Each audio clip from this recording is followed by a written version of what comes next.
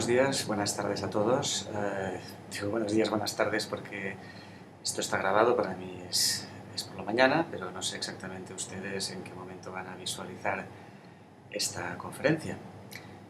Quiero empezar en primer lugar agradeciendo a la organización del Cuarto Congreso Internacional de Innovación Educativa y en especial al profesor Carlos Zavala por haberme invitado a poder estar con ustedes, aunque sea a la distancia, durante este periodo de tiempo y poder participar en este evento de tanta calidad. Es una lástima personalmente que no pueda estar hoy ahí con ustedes físicamente, pero al menos, y quizás ya predicando con el ejemplo de lo que vamos a comentar, pues las nuevas tecnologías, las tecnologías de la información y de la comunicación, nos permiten posibilidades como esta, pues que yo pueda estar en Barcelona, grabar esta pequeña presentación y ustedes la puedan visualizar en el momento en que lo están haciendo.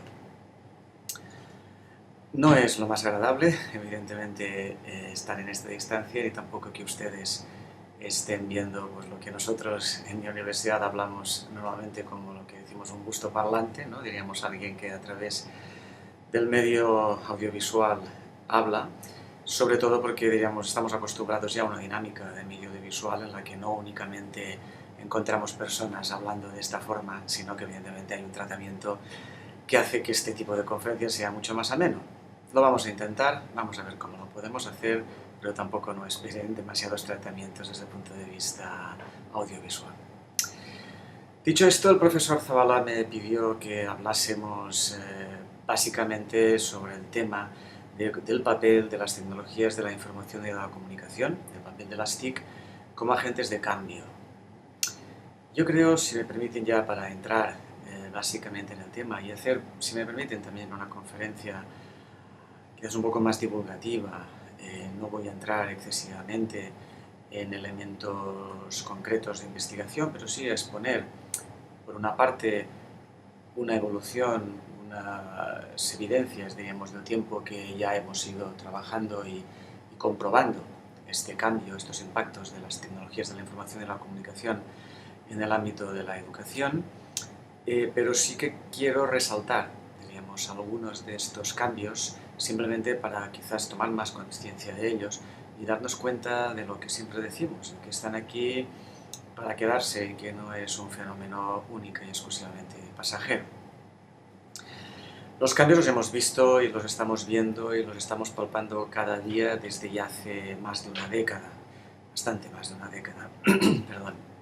Me refiero a cambios en el mundo de las comunicaciones, me refiero a cambios en el mundo, evidentemente, de las telecomunicaciones, me refiero a cambios en el mundo de la empresa, en el mundo de la comercialización de los productos, del marketing, cómo no, en la globalización, en todos los sentidos, ¿no? Desde la parte, podríamos decirle, positiva, pero incluso también a sus usos en determinados elementos, a veces con no tan buenas intenciones, como todos sabemos, pero ahí está, diríamos, es otro de los usos de las posibilidades que nos ofrecen las tecnologías de la información y de la comunicación. Obviamente también, y lo estamos viendo cada vez más, en toda la dinámica de las redes sociales, el compromiso, diríamos, o la ayuda que las TIC han dado para adquirir un compromiso social, sin ir más lejos, los movimientos aquí en España, pero como no también los movimientos en el mundo árabe, las manifestaciones que se han ido produciendo en distintas partes del mundo y cómo estas reivindicaciones han podido llegar a cambiar gobiernos, a cambiar formas de actuar, etcétera, ¿no? Es decir, estamos en un momento de unos cambios en los cuales la presencia de las tecnologías de la información y de la comunicación no es casual. Yo no me atrevo, evidentemente, a decir, porque no es cierto, y esto es lo que dicen todas las personas que trabajan e investigan en estos campos, que las tecnologías de la información y la comunicación sean los que están provocando estos cambios. Evidentemente que no. Quienes lo están provocando son las personas, las ideas, los líderes, la dinámica de movimiento que hay detrás, las situaciones económicas en las que se encuentran todos estos procesos de cambio, pero sí que es cierto que el hecho de que estas tecnologías estén ahí y estén posibilitando lo que posibilitan, que es que las personas puedan acceder a ellas y puedan a través de ellas manifestar y hacer correr y difundir las ideas sin un control o sin unas cortapisas tan evidentes como en los medios anteriores, evidentemente ayuda. Por lo tanto, estamos hablando de las tecnologías como un espacio que posibilita, de una forma adecuadamente utilizadas, posibilita estos cambios, posibilita estas transformaciones, pero las tecnologías de por sí, por ellas solas, no son el elemento que hace que estas transformaciones se produzcan, ¿no? Es decir, no estamos hablando de determinismo de esta tecnología, sino que estamos hablando evidentemente de un uso adecuado de esta tecnología como palanca de cambio, como proceso de promoción y de activación de este cambio. Pero no quiero meterme más en este tema porque evidentemente no es mi tema, pero sí que esto mismo que estoy diciendo, pero aplicado al mundo de la educación, creo que ahí sí que puedo hablar con un poco más de conocimiento. Y por lo tanto, a partir de ahora me referiré básicamente al apartado, al mundo del mundo educativo y en especial también al mundo de la educación superior, al mundo de la educación en las universidades. No porque sea especialmente mucho más diferente, mucho más distinto al que puede ser el mundo educativo en el ámbito escolar, en el ámbito de primaria o de secundaria, sino porque es el que más conozco y yo también creo porque es en el que, por las características de los que lo conformamos, los estudiantes y los profesores, pues también quizás ha notado también un cambio, una transformación más interesante a partir del uso de las tecnologías. De entrada, lo mismo que acabamos de comentar un momento, en el mundo educativo la introducción de las TIC y el uso de estas TIC genera sin duda un cambio cultural. Un cambio cultural lo ha generado, diríamos, o está generando también, si me permiten, un cambio cultural. Un cambio cultural no sin dificultades y no evidentemente sin resistencias, ¿no? Resistencias básicamente por parte, si miramos la comunidad educativa que está formada pues, por profesores, estudiantes, el resto de la sociedad, evidentemente la propia institución universitaria, yo diría básicamente, si me lo permiten, por el sector profesorado, que quizás es en algunos momentos puede ser uno de los agentes pues con un poco más de resistencia a este cambio, básicamente pues porque estamos acostumbrados a una determinada dinámica de proceso educativo y la entrada del uso de estas tecnologías pues en cierta forma lo transforma, ¿no?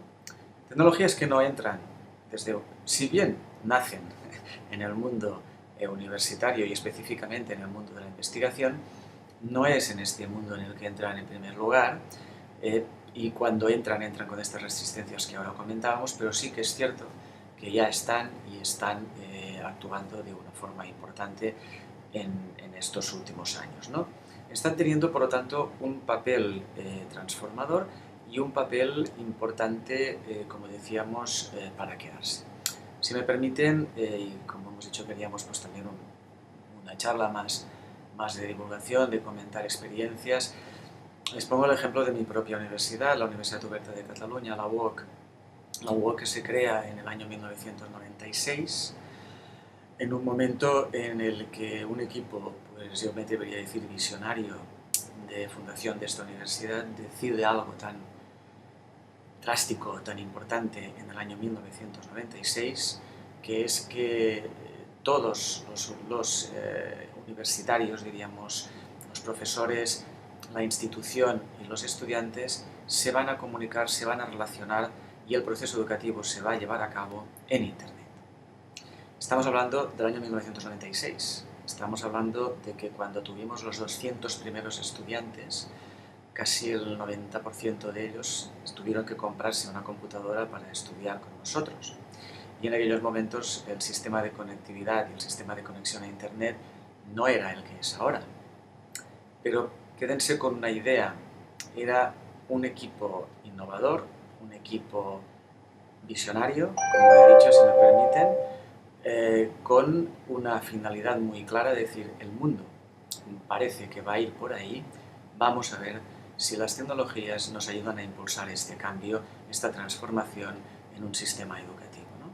Pero básicamente con una idea, con una finalidad que insisto y que voy a demarcar bastante en esta charla, que es la finalidad de que las tecnologías también deben estar al servicio de los intereses de quienes las van a usar y sobre todo desde el punto de vista institucional. Disculpen si van oyendo algunas campanitas, pero es un sistema de correo que no puedo desactivar ahora en este momento porque tendría que cortar la conferencia, ¿no? Les decía que lo importante, por lo tanto, es para qué las vamos a utilizar desde el punto de vista institucional. Y en el caso de esta universidad, en el caso de la UOC, era evidente para poder acceder a la formación a lo largo de la vida de las personas adultas, una formación de calidad, una formación universitaria. Estas personas, en las cuales me incluyo y en las cuales estoy convencido que se incluyen la mayoría de ustedes por edad, somos personas que estamos en el mercado laboral, necesitamos trabajar y evidentemente necesitamos continuar formándonos para poder ser más competitivos en nuestro trabajo. Una metodología con uso intensivo de tecnología nos permite poder continuar formándonos sin necesidad de tener que ir a un espacio físico y a una hora determinada. Es decir, la asincronía es la gran apuesta que en el año 96 hizo esta universidad y solamente la pudo hacer porque supo captar el papel transformador de las tecnologías que emergían, insisto, emergían en aquel momento. Pero veamos cuáles son estos cambios. Podríamos decir que si hacemos pues, esta historia de estos 17, 18 años de proceso, por ejemplo, que a mí me ha tocado vivir directamente desde esta institución, podemos ver. Yo me quedaría, para resumirlo mucho y para simplificarlo, diríamos, con el riesgo pues, de ser poco profundo, ¿no? Y poco incluso riguroso, con tres ámbitos grandes, ¿no? Un primer ámbito es evidentemente los cambios o las transformaciones que se han producido y que se están produciendo y que se continuarán produciendo en lo que podríamos llamar más en el proceso educativo, en la dinámica del proceso educativo específicamente, de la relación entre estudiante y profesor, ¿no?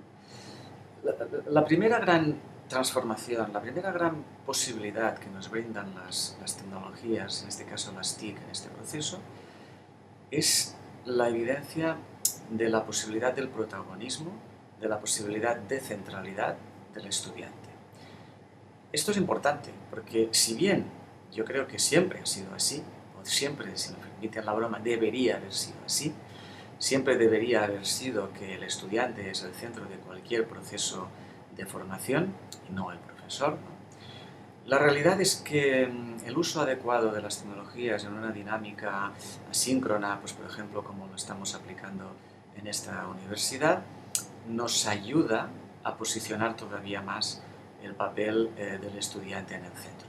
No estoy diciendo que la tecnología haga que el estudiante necesariamente sea el centro. No, estoy diciendo que la tecnología nos puede ayudar a facilitar este proceso. ¿Cómo? Pues simplemente con un buen diseño instruccional. Un diseño instruccional que se basa en una elaboración de unos contenidos de aprendizaje que pueden estar, que deben estar, diríamos, en la red, que pueden ser elaborados por el profesor, pero que el profesor lo que puede hacer es un proceso de mediación, de acompañamiento, de apoyo para la selección, para la definición de estos contenidos que están ya en la red, diseñar una planificación adecuada para que el estudiante, de una forma autónoma, pero colaborativa, gracias también a la cercanía que da la red, pueda seguir este proceso de aprendizaje. Por lo tanto, observen, como diríamos, la tecnología lo que hace es facilitar esta centralidad del estudiante. No es diríamos, el eje, diríamos, que hace que el estudiante sea el centro, sino es el que hace posible que sea esto, ¿no? Pero, en definitiva, lo que lo hace posible es, diríamos, el juego, el papel, el diseño que el profesor, que el docente aplica para que esto funcione de esta manera. Lo diré también con un ejemplo. O sea, recuerdo que en los primeros cursos que nosotros realizábamos, yo concretamente diseñé uno sobre precisamente esto, ¿no? Sobre diseño instruccional para entornos de aprendizaje, y me acuerdo que un estudiante de los primeros me envió un correo diciendo: oiga, con este sistema tengo que hacerlo yo todo. O sea, prácticamente usted no hace nada. Yo le contesté: no es cierto. Es decir, yo te he preparado todo lo que tú vas a hacer durante este periodo y además me vas a tener a mí a tu lado en todo el proceso que tú vas a llevar de aprendizaje. Por lo tanto, hemos trabajado en lo mismo, pero con dinámicas distintas, en tiempos distintos, a diferencia del otro modelo, que es el modelo tradicional, en el cual todos hemos aprendido previamente, que es el modelo síncrono de la clase presencial. Por lo tanto, un cambio que nos facilita esta transformación, ¿no? Pero más cambios o más posibilidades, ¿no? También todavía desde la perspectiva del propio estudiante, ¿no? Y también un poco, si me permiten, con todo el tema también de derechos humanos o todo el tema también de lo que se ha llamado la división digital, el digital divide, la brecha digital, etcétera, etcétera, ¿no? Si bien es cierto, y ha sido cierto durante años, y continúa siendo cierto seguro también en algunas zonas del mundo, si el acceso o no a la tecnología pues evidentemente dificulta las posibilidades de crecimiento social, las posibilidades de aprendizaje, yo diría que hoy ya nos encontramos enfrente de una segunda barrera digital, todavía, si se me permite, más compleja, que es la de hacer o no hacer un buen uso de esta tecnología. Quizás ahora pecaré de optimista, pero yo creo que ya hay muchos países en el mundo y hay muchas zonas en el mundo en las cuales el acceso a la tecnología no es ya un problema.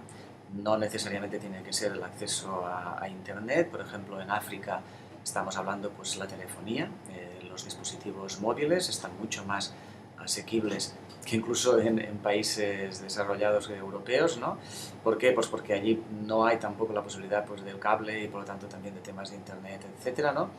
Por lo tanto, el acceso ahí está. El problema o la dificultad o la barrera hoy en día se encuentra más en el uso adecuado de que uno pueda hacer de esta tecnología. Sin ir más lejos y también poniendo quizás algunos ejemplos también de investigaciones recientes, estamos pudiendo empezar a comprobar que en estudiantes en sistemas universitarios híbridos, es decir, en los cuales se usa la tecnología de forma complementaria, a más uso de tecnología, especialmente en temas de redes sociales, es decir, especialmente en el factor de intercambio, de relación con compañeros y con otras personas para adquirir información, para adquirir conocimiento, para aprender.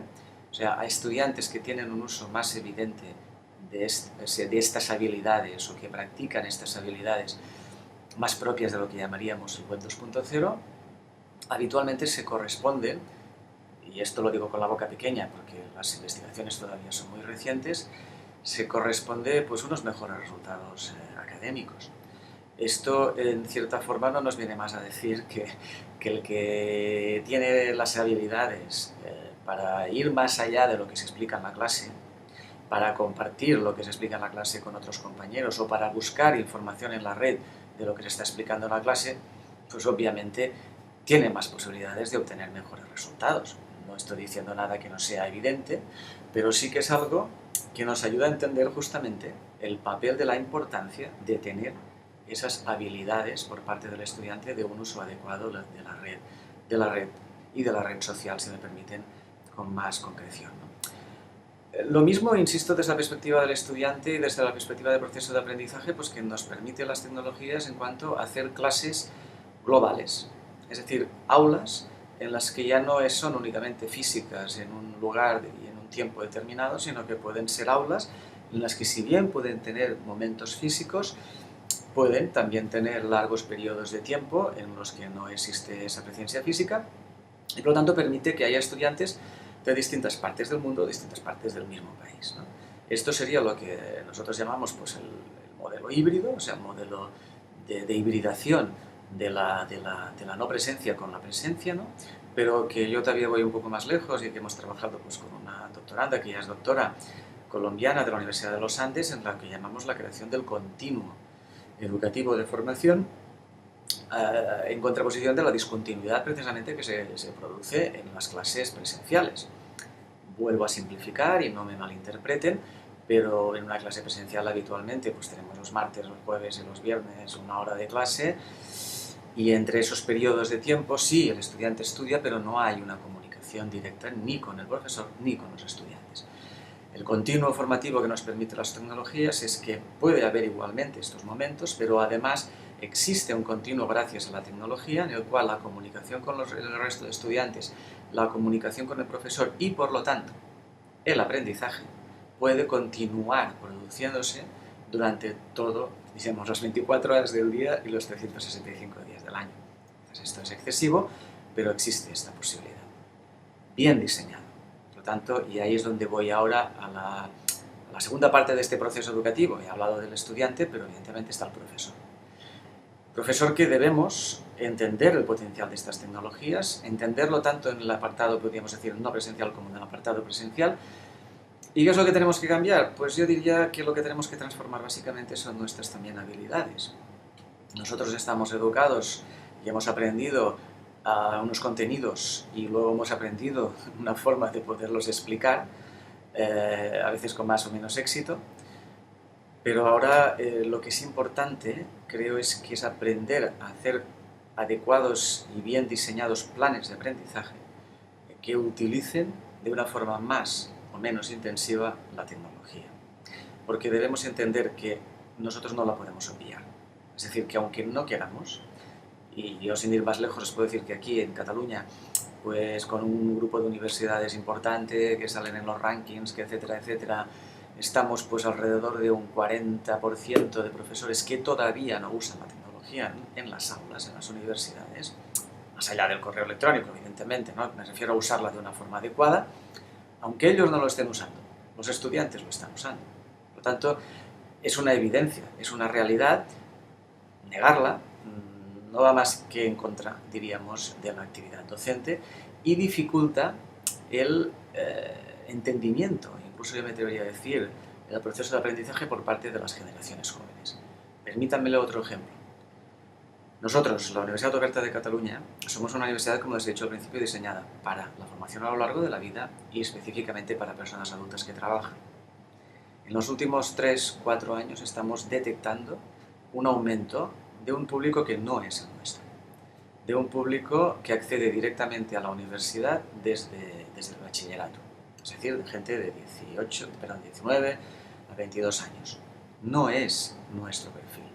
¿Por qué se está produciendo esto? Lo estamos investigando, pero una primera hipótesis, les es mucho más cercano el uso de la tecnología para los procesos de adquisición de conocimiento que no el sentarse en un aula y escuchar a un profesor.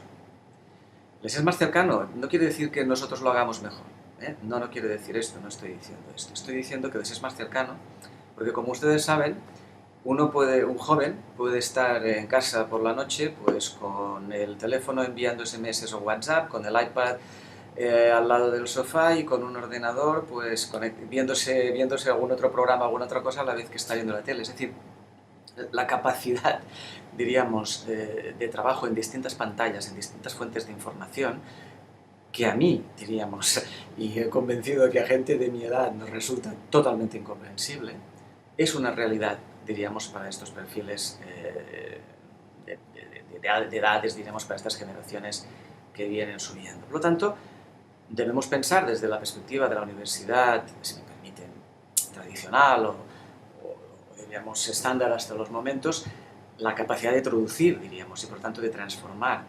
la dinámica del profesorado para captar mejor este potencial de las tecnologías, específicamente en los ámbitos, podríamos decir, más de hibridación.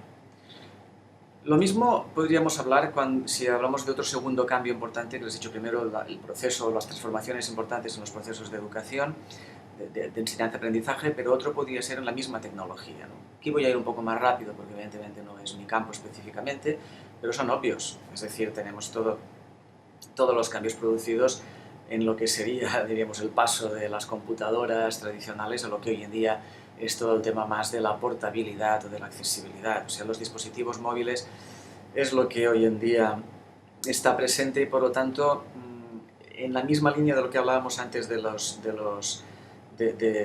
continuo educativo, hoy en día debemos estar en la red y debemos estar en cualquier lugar o en cualquier bolsillo, si me permiten, ¿no? Gracias, pues, por ejemplo, pues a los dispositivos de telefonía móvil, ¿no?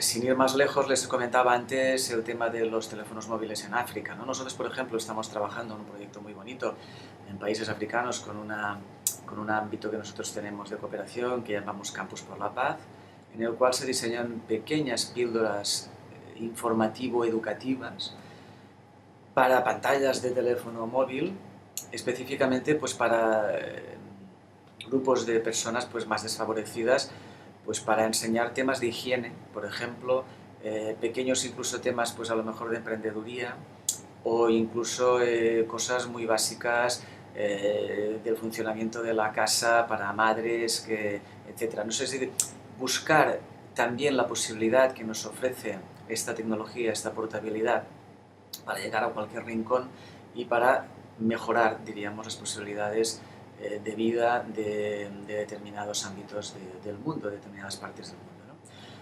Otra transformación importante desde la perspectiva de la tecnología, o sea, no me estoy refiriendo cuando hablo de tecnología única y exclusivamente a los dispositivos tecnológicos, no me estoy refiriendo más al concepto más amplio desde la tecnología, es toda la dinámica ya aposentada, yo diríamos clarísimamente, de lo que se llama el acceso abierto o los contenidos abiertos, ¿no? Ya cada vez más trabajamos más con software libre, con software abierto, ya incluso las grandes compañías ya lo han entendido y ya lo están empezando a aplicar, pero en el mundo educativo, que es el que nos interesa, los contenidos educativos en abierto están ya cada vez más en orden del día, y esto es muy importante porque esto nos facilita más nuestro trabajo, porque nos deja muy claro cuál es nuestro valor. O sea, cuando el MIT en Estados Unidos decidió abrir sus contenidos, mucha gente decía, esta gente no está loca, esto ¿qué está pasando aquí? ¿Cómo puede ser esto posible? En el fondo el mensaje que nos estaban diciendo era, miren, nuestros contenidos son muy importantes, tan importantes que los queremos compartir, tan importantes que nos sirven incluso como marketing, porque oigan, miren qué buenos contenidos que tenemos, por lo tanto incluso esto hace que la gente quiera todavía más ir al MIT, pero en el fondo, ¿qué es lo bueno que tenemos? Es nuestro profesorado. Y si ustedes quieren tener una buena relación con nuestro profesorado, pues tienen que continuar viniendo a esta institución.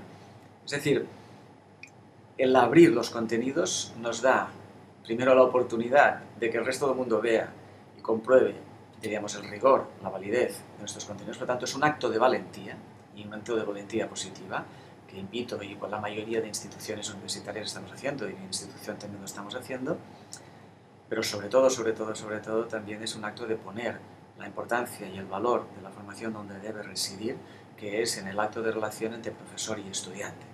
Y ese es el punto importante, y ese es el punto que no podemos abrir, digamos, tan fácilmente, ¿no? Pero la filosofía del acceso abierto, que facilita pues también la dinámica tecnológica que hemos tenido, la portabilidad, etc., son las transformaciones desde mi punto de vista, más de enfoque estratégico, conceptual e importantes, ¿no? Y por último, el tercer gran bloque también de transformaciones en el mundo educativo, especialmente en el mundo universitario, para mí sin duda es también el cambio en la organización, en la institución universitaria.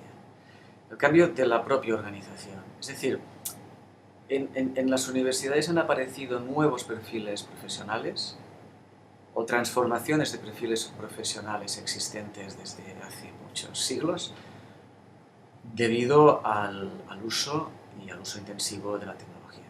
Empiezo por el más sencillo, y por eso decía lo de muchos siglos, los bibliotecarios. Las universidades desde la Edad Media han tenido bibliotecas y han sido el foco, el centro del conocimiento, del acceso al conocimiento. Si en algo ha habido un cambio y una transformación importante, y en parte también gracias al uso de la tecnología, ha sido precisamente en el apartado de las bibliotecas, ya sea por el tema del acceso abierto que acabamos de comentar ahora, pero sobre todo también por la dinámica de acceso al fondo de la biblioteca, ¿no?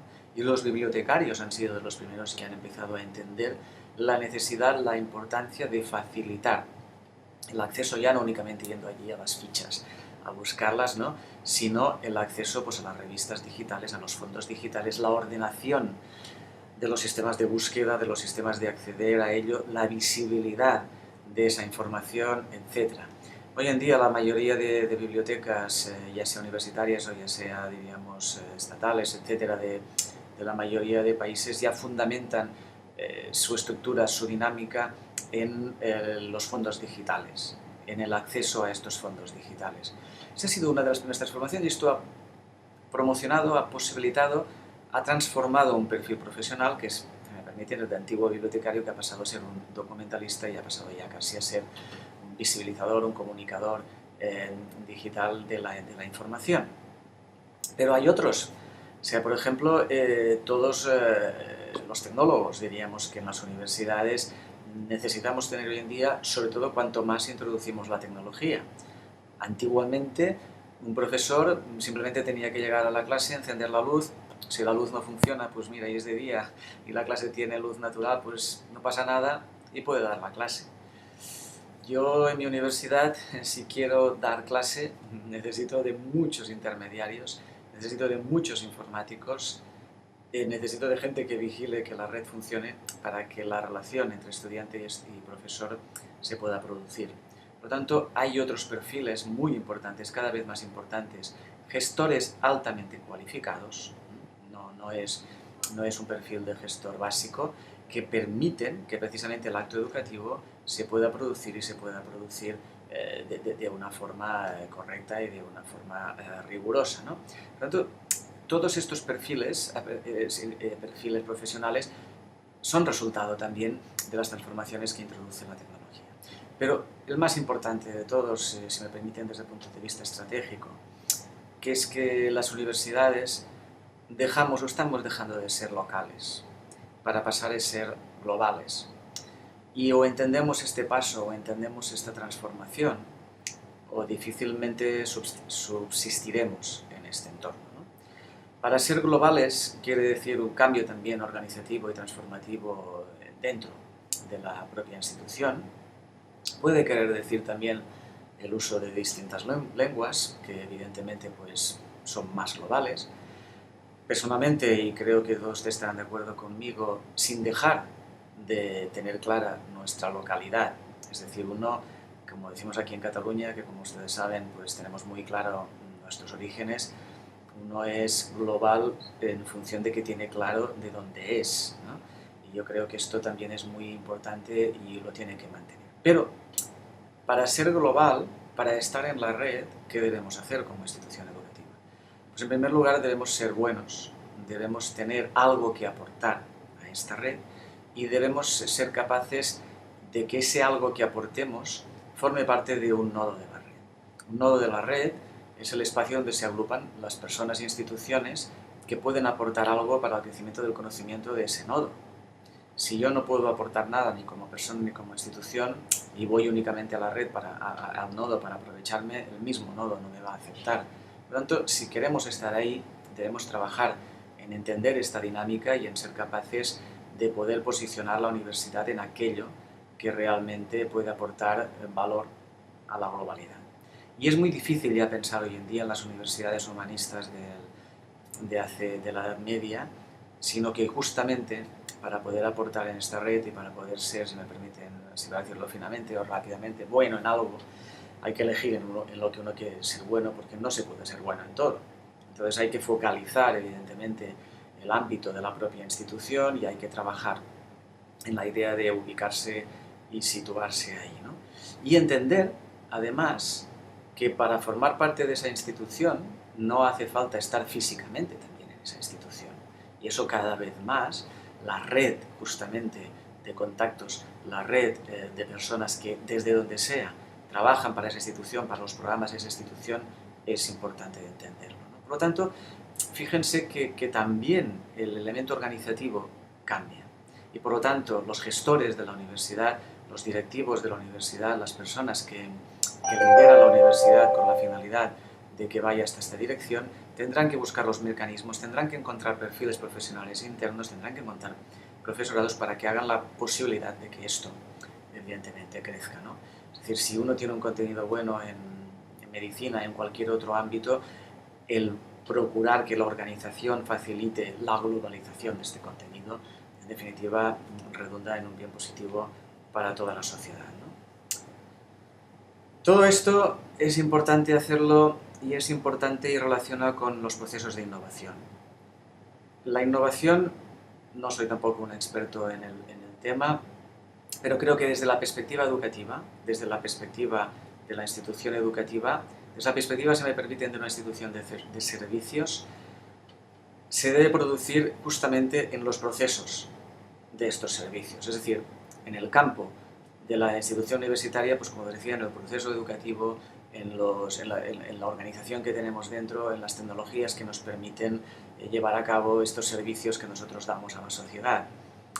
Yo creo que la universidad no somos una institución que deba, al menos diríamos en las más humanistas, otra cosa que serían los tecnológicos, que deba generar productos innovadores para las empresas. En todo caso, sobre todo las tecnológicas ya lo hacen, y yo creo que deben hacerlo más.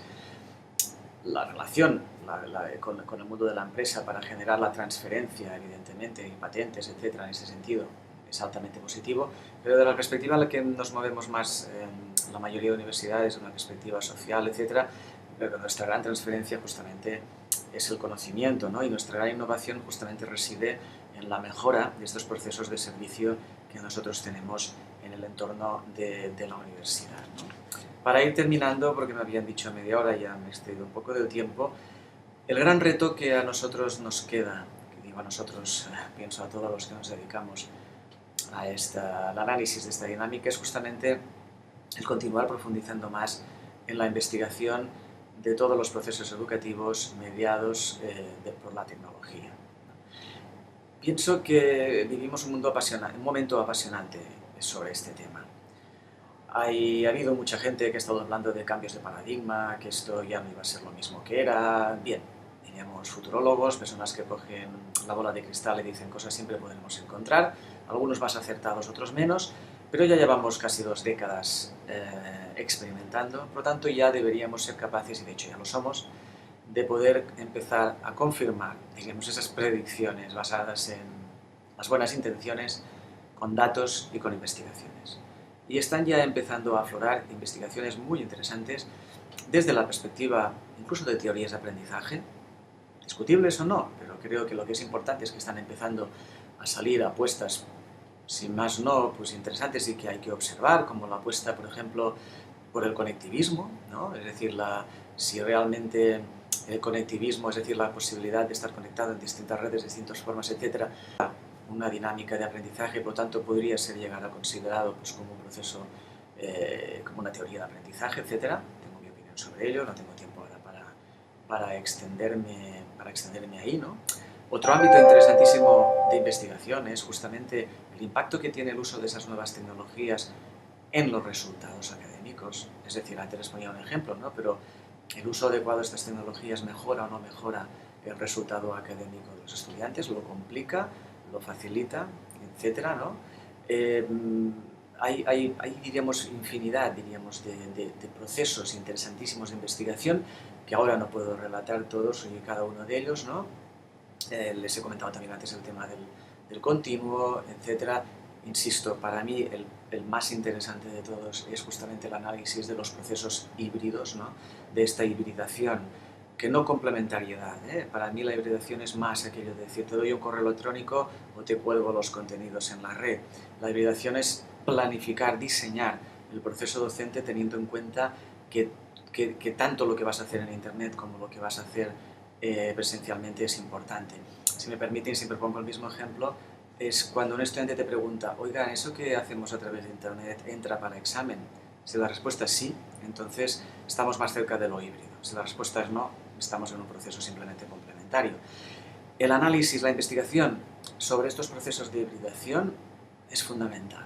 Entonces yo les invito a que activen, faciliten, promuevan dinámicas de investigación y evidentemente se publiquen y se difundan para poder empezar ya a tener resultados sin la finalidad de intentar demostrar si esto es mejor o peor, sino simplemente con la finalidad de decir lo que se está haciendo tiene un resultado o no, diríamos, en los procesos de aprendizaje, en las instituciones educativas, en las mejoras o en las aplicaciones de las tecnologías en los usos de procesos de aprendizaje.